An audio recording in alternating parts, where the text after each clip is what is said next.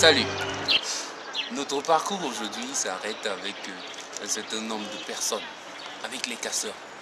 Vous savez, nous nous sommes dit, nous devions continuer à investiguer sur ce phénomène qu'est la casse des béquilles.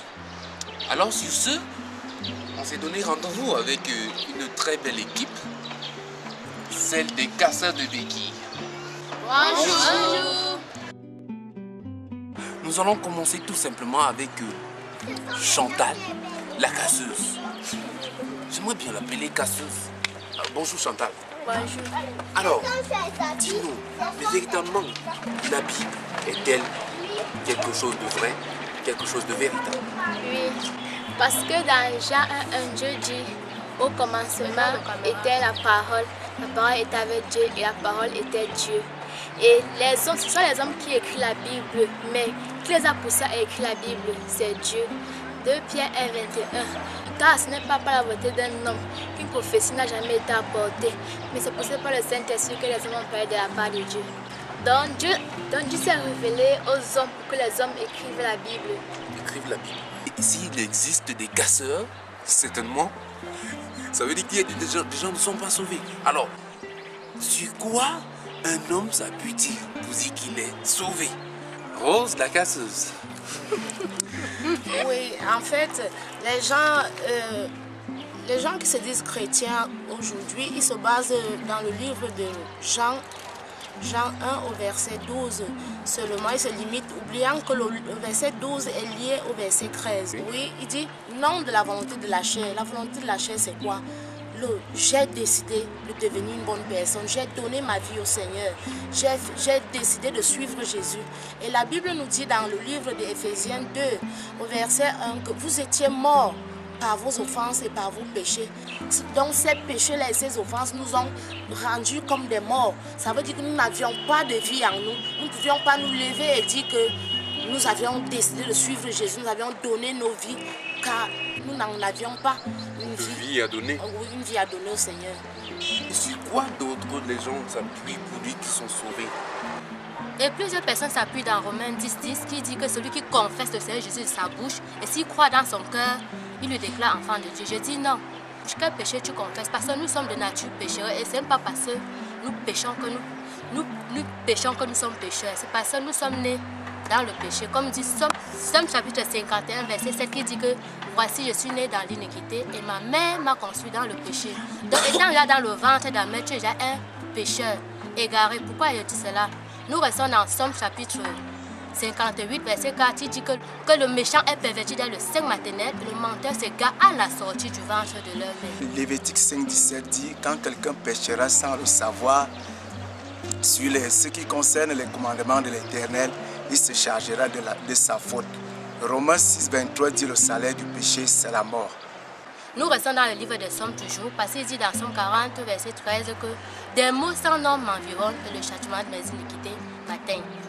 Car ils sont plus nombreux que les cheveux de ma tête. Qu'est-ce qui est plus nombreux? Les iniquités, le péché est plus nombreux. Et même si tu confesses ces péchés, le Seigneur, ta confession n'arrive pas près du Seigneur au ciel. Pourquoi?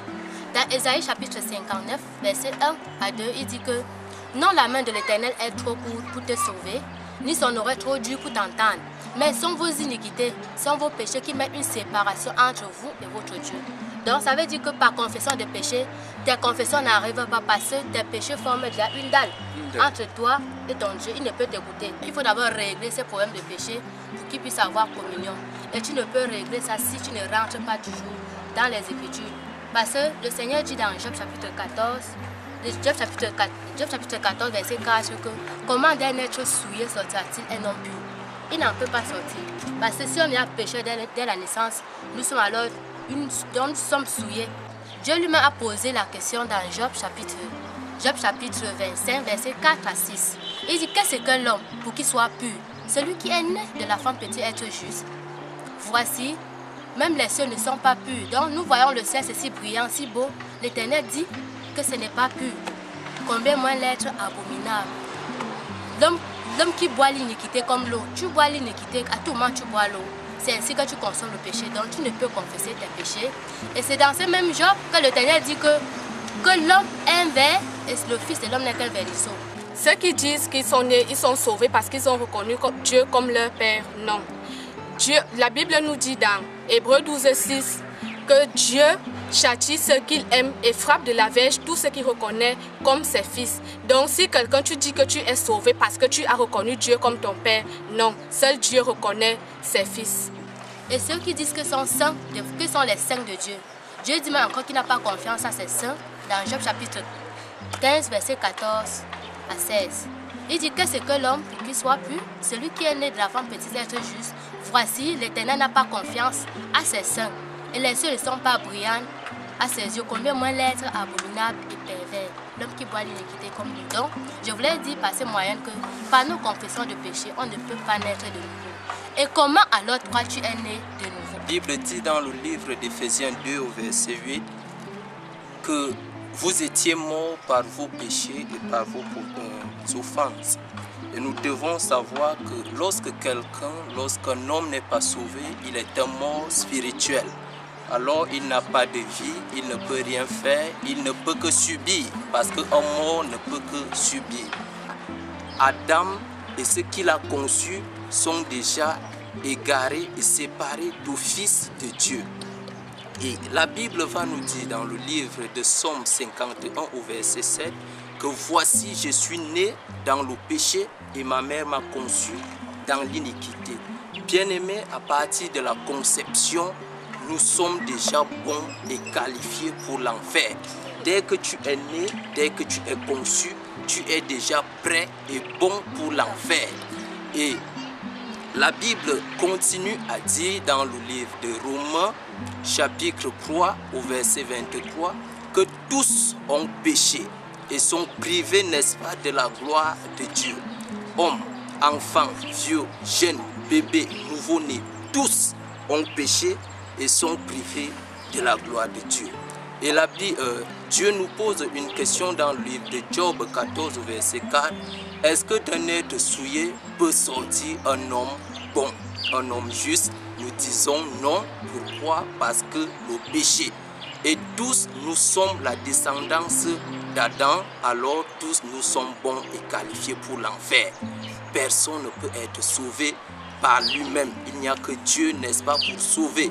Parce qu'il dit que nous sommes sauvés par sa grâce et cela ne vient pas de nous, c'est un don qui nous vient, n'est-ce pas, de lui. Alors ceux qui disent que c'est par le baptême qu'on est sauvé, moi je dis non parce que la Bible dit dans le livre de 1 Pierre 3 à partir du verset 21. Cette eau était une figure du baptême qui n'est pas la purification des souillures du corps, mais c'est l'engagement d'une bonne conscience envers Dieu et qui maintenant vous sauve, vous aussi, par la résurrection de Jésus-Christ. Prenons le cas de ces deux brigands qui étaient sur la croix avec Jésus-Christ. L'un a reconnu, l'autre ne l'a pas fait. Alors, est-ce que celui qui a reconnu Jésus-Christ a eu besoin d'être baptisé? Non, mais par contre, il était destiné pour aller au ciel. Donc, nous comprenons donc que ce n'est pas par le baptême que nous sommes nés de nouveau. Ce n'est pas pour rien que le Seigneur a demandé que l'on doit s'examiner. Tu dois t'examiner quoi? La parole de Dieu qui est la Bible est comme le miroir, qu'un homme doit se mirer de ça pour s'examiner. Parce qu'il est écrit dans 1 Corinthiens chapitre 5 verset 13, examinez-vous vous-même pour savoir si vous êtes dans la foi. Et éprouvez-vous vous-même. Ne savez-vous pas que Jésus-Christ est en vous? À moins que vous ne soyez réprouvés. Donc je prie tous mes bien-aimés qui sont dans l'erreur de s'examiner dans la parole de Dieu. La seule condition est que vous naissez de nouveau. Jean croit. Jésus lui répondit, en vérité, je te le dis, si un homme naît de nouveau, il ne peut voir le royaume de Dieu. Je vis aujourd'hui pour casser les béquilles aux gens et casser des béquilles chaque jour. Pour casser les béquilles, Matthieu 28, le verset 19.